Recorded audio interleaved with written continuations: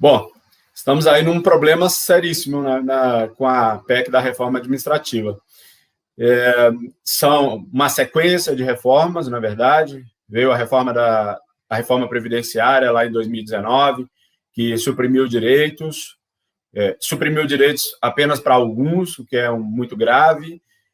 Depois tivemos um tratoramento recente na PEC emergencial, e agora estamos aí com a PEC da reforma administrativa.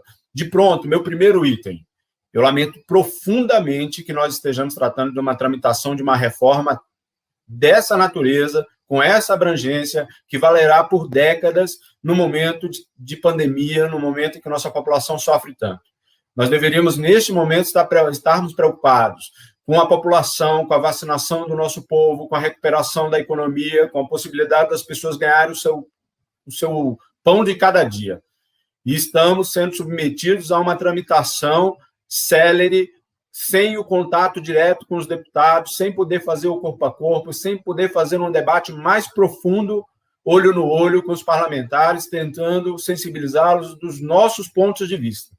Que, na verdade, como disse a doutora Raquel, a reforma administrativa está maltratando demais a população. Por incrível que pareça, eles falam do serviço público, falam mal do serviço público, demonizam o servidor público, mas quem vai perder com isso é a sociedade, e não deveria haver uma tramitação nesse momento em que estamos preocupados com assuntos muito mais importantes. O segundo ponto é que, como eu já adiantei, o texto é muito nocivo à sociedade. O texto é ruim, a reforma é ruim. A reforma não é ruim somente para nós da segurança pública, ela é ruim para o Brasil. A reforma está precarizando o serviço público.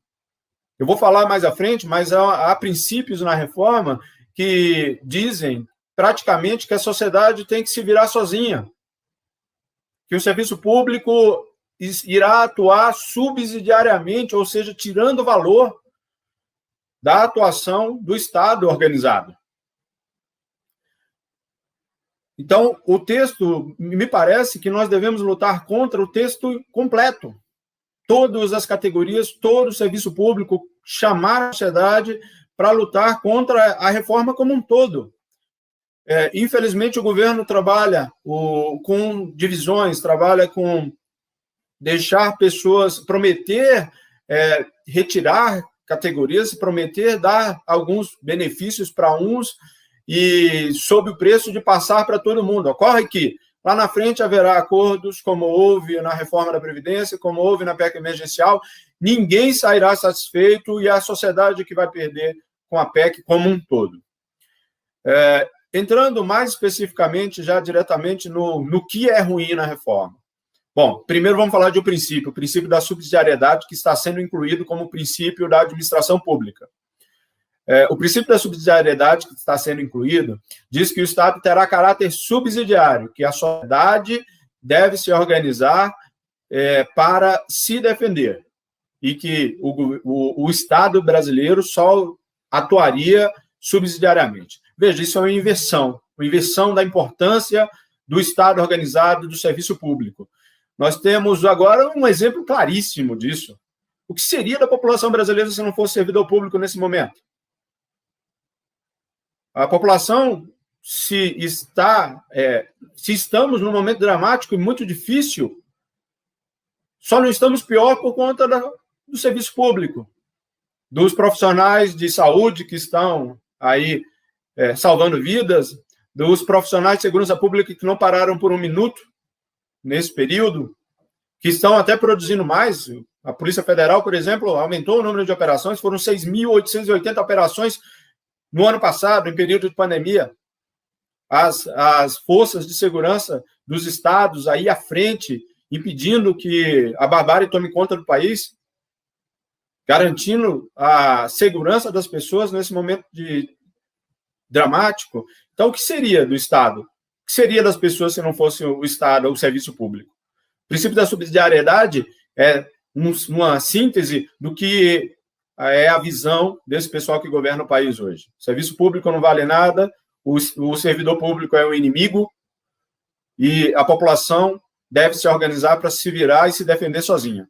E nós não concordamos com esse modelo. Esse modelo é a destruição da sociedade. Um outro ponto, o novo artigo 37, inciso 23, traz algumas perdas de direitos que podem comprometer, inclusive, a manutenção das carreiras, a manutenção da atratividade do serviço público, a manutenção da competitividade de trazer as melhores cabeças para o serviço público. Na medida em que ela retira direitos, por exemplo, pode-se até chegar ao absurdo de se concluir que não pode haver recomposição inflacionária retroativa, que nós não podemos, quando formos ter uma reforma, uma negociação de recomposição inflacionária, nós só vamos ter direito à recomposição do ano, a que tiver ficado para trás já era.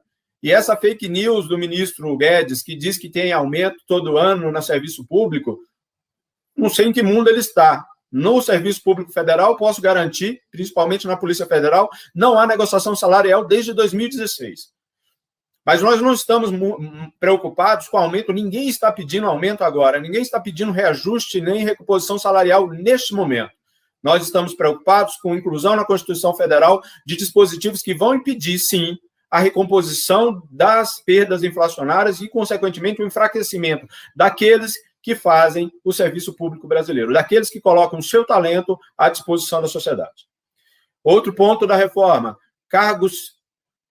decretos. Ampliação do poder de decreto do presidente da República. Isso é muito grave, não somente em relação ao atual presidente da República, mas a qualquer um. Qualquer deles que venham a ser eleitos terão o poder de modificar estruturas do Estado, dos cargos, das carreiras, extinguir órgãos, mexer nos critérios dos cargos comissionados. Ou seja, na Polícia Federal, nós podemos ter no futuro alguém que não seja da Polícia Federal ocupando cargos de chefia dentro do órgão. Nós podemos ter mudanças de carreiras por decreto. Essa ampliação do decreto, por decreto, do poder presidencial é muito nociva, é muito preocupante para órgãos de Estado. E o parlamento não pode abrir mão do seu poder de controle, do seu poder de negociação com o governo da vez sobre a estrutura, sobretudo dos órgãos de Estado. Outro ponto que precisamos falar é sobre o vínculo de experiência. Estão criando um vínculo de experiência, acabando com o estágio probatório, como é conhecido hoje, que cria, por exemplo, nas polícias, o policial trainee, o policial provisório. Ora, senhores, como nós vamos ter policiais que vão exercer as suas funções, o seu poder de polícia, dessa forma, de maneira em que ele ainda estará tentando entrar no serviço público? E qual será o impacto dessas pessoas quando não forem aproveitadas, o conhecimento que elas vão adquirir e depois poderão ser alvo do poder do crime organizado como cooptação? Vejo que o meu tempo aqui da minha primeira fala já está acabando, então eu ainda teria que falar aqui da segunda fase, né, e também que a reforma apenas para alguns. Mas isso eu falo em outro momento. Para esse primeiro momento, eram esses os principais pontos que eu gostaria de abordar. E as considerações de alguns, eu tinha notado aqui algumas coisas. O Becker, por exemplo, falou que não melhorou nada com as reformas anteriores, e é verdade. Cada dia se diz que é necessário de uma nova reforma. E as reformas não melhoram nada. A economia está cada dia pior, o país está cada dia pior, e as reformas só se viram para demonizar o servidor público. E hoje queria falar sobre o Paulo Webel, que é um novo integrante aí do Ministério da Economia, que falou sobre serviço, sobre o trainee, dizendo que isso é uma reação das corporações querendo privilégio. O trainee destrói a integridade dos dados da polícia. Nós vamos colocar pessoas estranhas que não sabemos se serão policiais para ter acesso a assuntos que ele diz que estarão protegidos por contratos de confidencialidade. Paulo Webel, você está no serviço público, as pessoas vão ser cooptadas, esses contratos não têm nenhum tipo de validade. Nós não estamos falando da iniciativa privada, nós estamos falando de bens e direitos, de direitos fundamentais da população brasileira. Me assusta as pessoas quererem trazer para os assuntos de Estado conceitos do mercado, conceitos da atividade privada. Eu trabalhei 10 anos na atividade privada e a atividade pública não tem nada a ver com a atividade privada, principalmente nos órgãos de Estado. Então, fica aí o meu desabafo. Parabéns a todos pela participação e chamo todos para trabalharmos contra a reforma. Essa divisão de que vão tirar alguns e resolver o problema de outros só servem para passar um texto ruim para o Brasil. Nós precisamos nos mobilizar contra a reforma, porque é um texto que destrói o Estado brasileiro.